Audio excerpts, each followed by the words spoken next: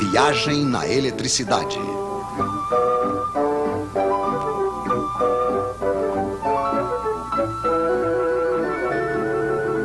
Os Três Mosqueteiros. Agora sabemos o que é a eletricidade. Entre dois fios, liga-se um gerador. Dentro de um dos fios, temos elétrons demais. Dentro do outro, falta. No outro lado dos fios, os elétrons passam através de um receptor desprendendo energia. Isso faz uma corrente de elétrons. É muito simples. Infelizmente, na prática, não vemos os elétrons. E se vocês quiserem se situar nos circuitos elétricos, precisam de um pouco mais de informação, é claro. Esses senhores vão nos ajudar. O gerador cria entre os dois fios uma diferença de potencial ou tensão. Isso é medido em volts.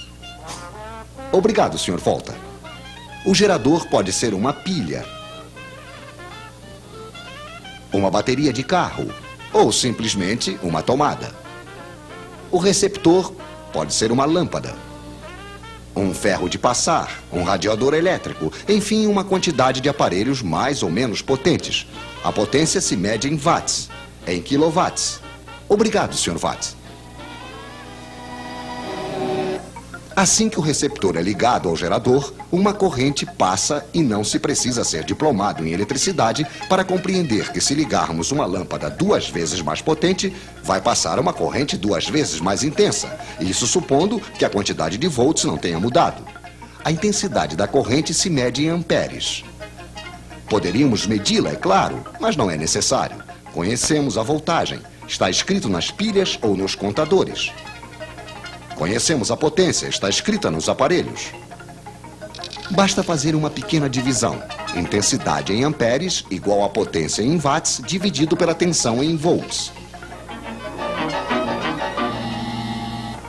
Por exemplo, quanto passa de amperes dentro de um radiador de 1500 watts ligado em uma voltagem de 220 volts? Pois é, passará 1500 dividido por 220, que é igual a 6,8 amperes, se não tivermos errado, é claro.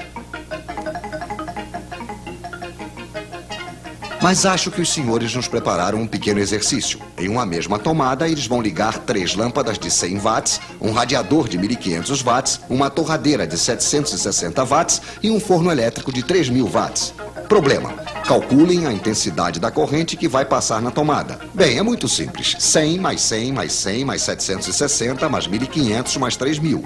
Potência total, 5560 watts. Dividido pela tensão 220, igual, senhores, igual a 25 amperes.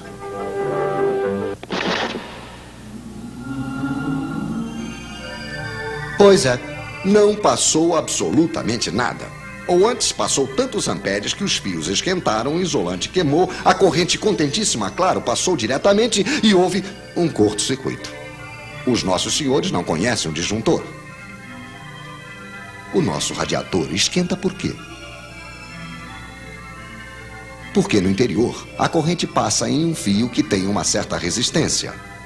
Para a resistência dos receptores, precisamos de um quarto mosqueteiro, o ohm, que se escreve ômega. Obrigado, Sr. Ohm. Poderíamos medir esta resistência, mas também não precisamos, pois é calculada facilmente. Resistência em ohms igual a tensão em volts dividido pela intensidade em amperes. O seu radiador, que deixa passar uma corrente de 6,8 amperes, terá uma resistência de 32 ohms. Mas é realmente interessante saber disso? Sim, pois os fios que vão para o radiador também têm uma certa resistência. Se eles são finos demais, longos demais e estão em péssimo estado, terão a mesma resistência que o radiador e vão desprender o mesmo calor que este, o que será suficiente para fundir o isolante. Moral da história: fiquem atentos para não deixar passar amperes demais em seus fios. Então retenham os nomes dos seus 4 mosqueteiros: watt, ampere, ohm, volt. E se além do mais vocês retiverem sua fórmula, estarão quase diplomados em eletricidade.